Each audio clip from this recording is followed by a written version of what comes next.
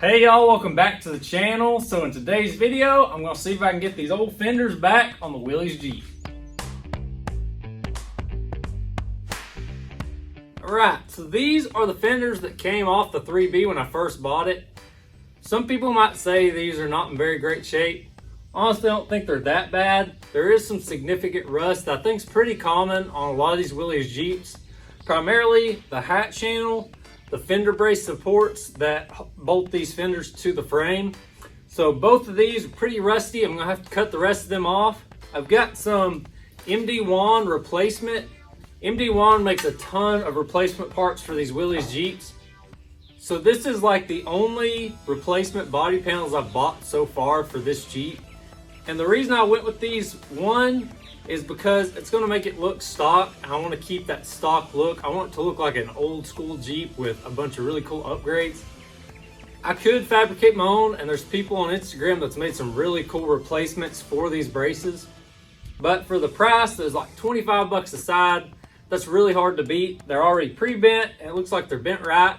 So I'm going to get these things cleaned up, prepped. I got to drill some holes in here for the spot welds. I've got to finish removing the old fender braces, and unfortunately on this one I've got a big panel to weld back in. This was all rusted out, so I got to take care of all that, get these things on, and hopefully just bolt it right up to the Jeep.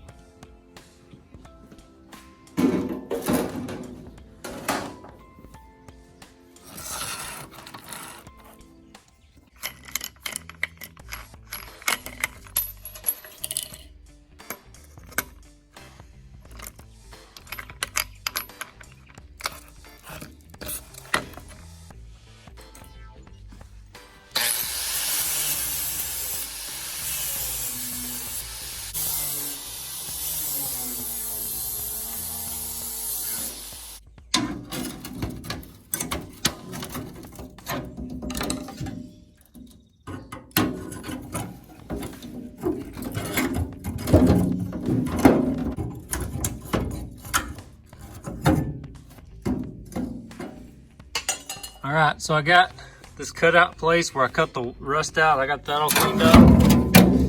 And then y'all saw me getting the rest of that little piece of hat channel off there, that little fender brace. So you just gotta find them spot welds and grind them out. I don't really have the correct grinding wheels to do that. They make them little spot grinders. I need one of those. I ended up kind of cutting it off so I could get to them spot welds a little better. But you can see it cleaned up really good. I was trying to be really careful not to deform this or make pulls in it or something. So you gotta go slow, and you'll be a lot happier with the end result. You'll make a lot more work for yourself if you just try and pry them things off. So now that I got that off, I've got to cut me a piece to fill that back in. And then once we have that welded back in, I can stick that new brace up there and we'll get it spot welded in. All right, so the best way I've found to fix sheet metal like this is I've got a piece of like 18 or 20 gauge here, and it's obviously about twice as big as what I need. But what I'm gonna do, stick it in there. I've already got a little bend in it, just bend it on the table, and I'll just put some little tacks down through there, get it right where I want it on this side. Once this side's set, I can come around to the back and cut down this edge. That'll give you perfect spot to butt weld. It'll fit right in there. You won't have huge gaps. All your contours will be the same. I'll even might cut into this just a little bit, and then all you've got different is whatever the width of your cutoff wheel is.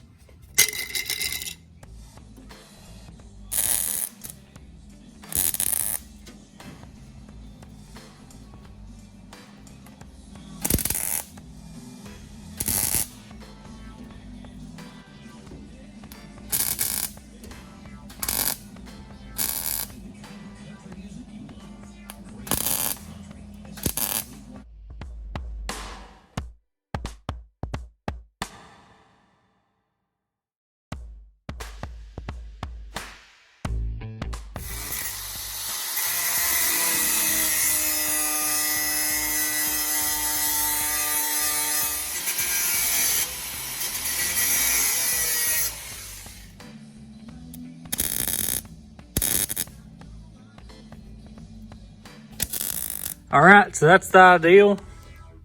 This side down here, it lined up really good right up to about that bend. Then to make me a little cut, got all my little tack welds in there. And now this whole side's set in place where it needs to be.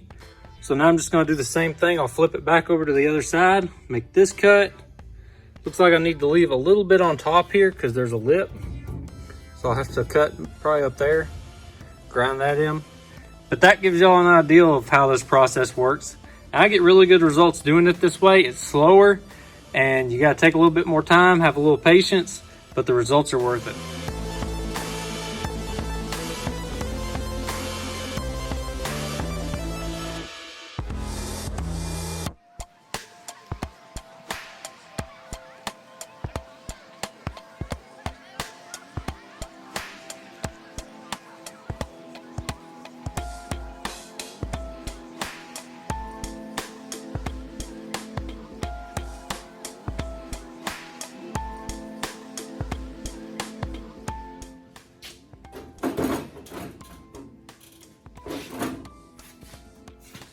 So that fender doesn't fit on here. I'll be honest with y'all, I forgot when I put these on, I said I'm gonna have to clearance out the fenders for these to work. Kind of slipped my mind.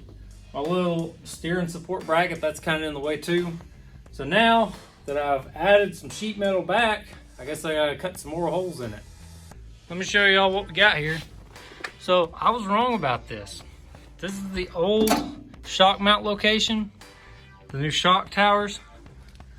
But I had no problem getting that thing to kind of fit behind there. I mean, it might be flexed out just a little bit, but it's not hurting anything.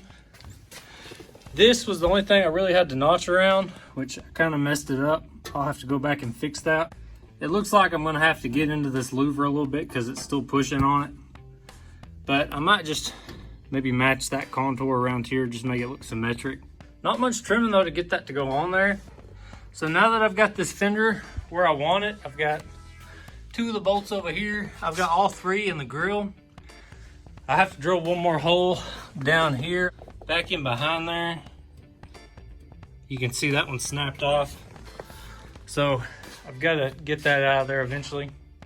But for now, it's sitting where it needs to be. So I've got my mount here. Go ahead and bolt that up, get everything lined up. I think I'm gonna at least tack that brace on while it's on the Jeep, and that makes sure that this fender ends up where it needs to be.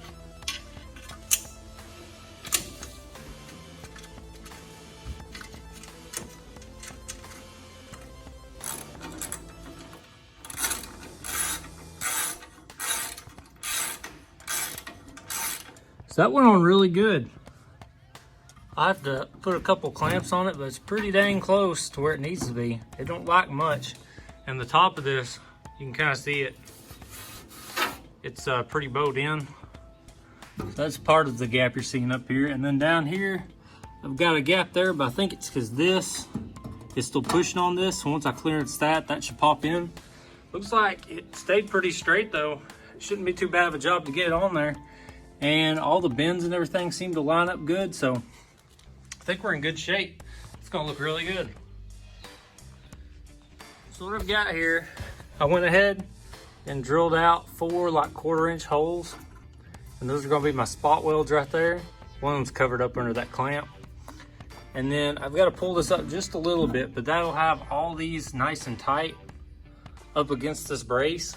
Now once I have that, I've got my height set here, here, and there, so I know all those holes are lining up. Then once I've got all that spot welded, I can take it off and I can clamp all this stuff, make sure it's good and tight, especially up here, because I want to try and pull some of this bow out of it where it's been knocked in. I want to do this on the Jeep though to ensure that these holes line back up. So I'm going to go ahead, fire up the welder, do 4 spot welds, and I'll pull this whole thing back off. I've also got to clean up this radius here, make it a little bit more uniform. But that's really close, and it's almost got it off that bracket now.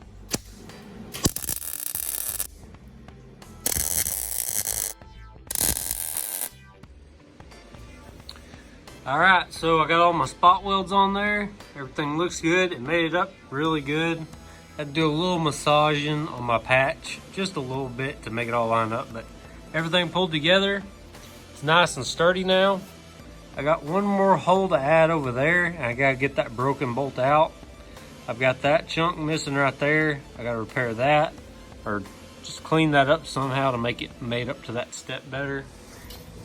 And then I've got this little corner here I need to repair.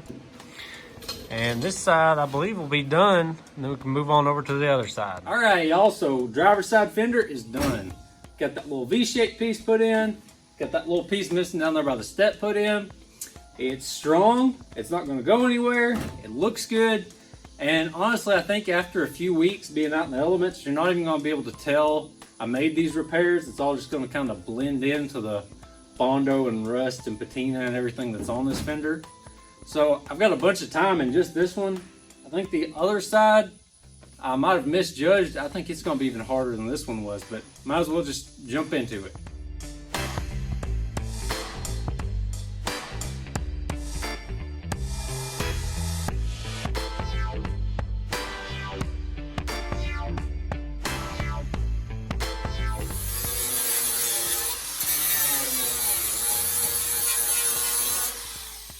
I went ahead and bolted this fender on. All three of these bolts back here, the mounts are good on this.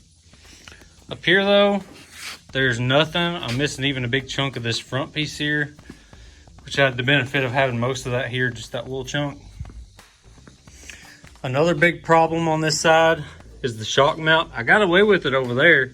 That fender just kind of slid over the top of it, no big deal. Over here, I don't have any option. You can see all the fenders shooting out this way. I'm gonna have to blow out a hole for that, give it some clearance. The fender is formed to fit around that battery tray, but I still gotta make clearance for that shock tower to come through. Probably gonna have to cut all the way out to here. There's already a cutout down here for the factory location, so I might just extend that line all the way over to the other side of that shock tower. I think this one's gonna be a lot more work than the other side though, because I'm just missing so much other stuff. And I went ahead, took the plasma cutter, got the rest of that fender support bracket off. The plasma cutter was a lot quicker, but you gotta be careful because it's really thin metal. You can see how thin this is back here. It wouldn't take much to blow through it. I actually did have a couple of blow throughs up here. I'm just gonna try and run through this real quick. I might even just, there you go. I just went ahead and wrapped all this up. I've still got to grind down those spot welds there. I forgot to do that. But I've got that little skirt piece put back on, the corner piece that was missing. I've got all that connects to the grill. This fender, I'm not going to say was harder than the other side, but it was a lot more time because there's just a lot of time in shaping stuff like this in, cutting your pieces out. That little skirt took a long time. Not any harder, just more time. Now that I got that wrapped up, I'm gonna go ahead, do this little hood repair here. I'm thinking I might just do some little spot welds on that seam right here that's coming undone. And then of course I gotta get this front piece here lined back up in there. It looks like somebody at some point tried to fix that. Once I get that done, I'll go ahead and put my hold downs on, and I think that'll be it for today.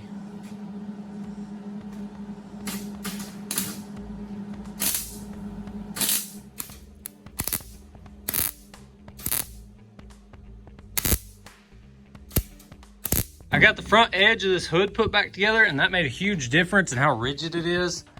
That was really putting a lot of flex in it. I did a couple little spot welds up here and pinched that seam back together.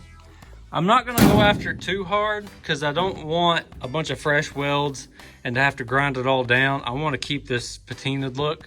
So I think that's as far as I'm gonna go. And if I have problems again, if this breaks again, the seam starts separating again, then we'll really go after it.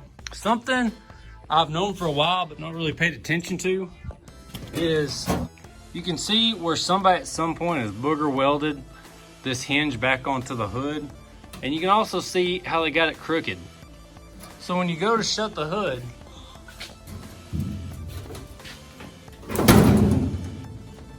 I've got kind of a gap over here, and then this side is pretty dang close, and there is some play in it. I've adjusted on it a little bit. That's probably something eventually I'm gonna have to do something about. It's also kind of raised up right here. But because this isn't a restoration, this is a restoration, I'm not gonna worry too much about it right now. I'll play with that hinge a little bit more. I might even slot the holes a little more. But the last thing I wanna do today is get these new hood latches on.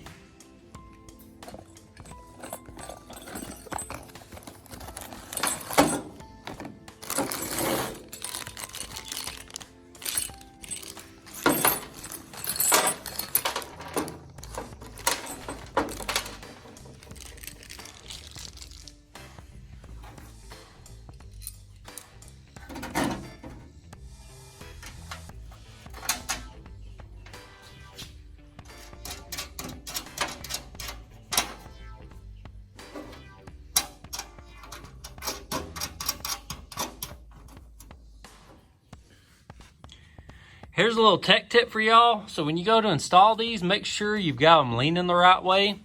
So that way, when you go to shut your hood, it won't be a pain in the butt. It'll be all the way and go right down.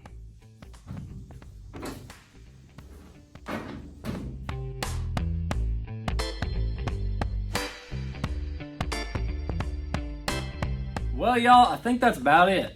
We got these fenders fixed up, got them new fender braces put on, bolted to the frame. We got all the rusty, structural rust anyways, cut out, patched up. They look great. We got the new hood latches put on, which I'm not super thrilled about them. I'll tell you why in a minute here. And then we got the hood fixed up, got that little seam up front, welded back together, got the little seam down the middle, spot welded. So hopefully that's good and strong now. This was not like a technically hard thing to do. It's just so time consuming.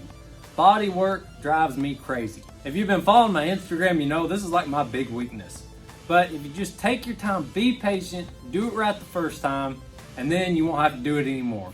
That's how I tried to tackle this, and I think it turned out really nice. Everything's good and strong now, the hood latches now. The reason I don't like these hood latches though, for one, they seem a little cheap. They don't really seem as good as the old ones, and believe it or not, I don't have like any old ones, or I would have put some nice patina ones on here.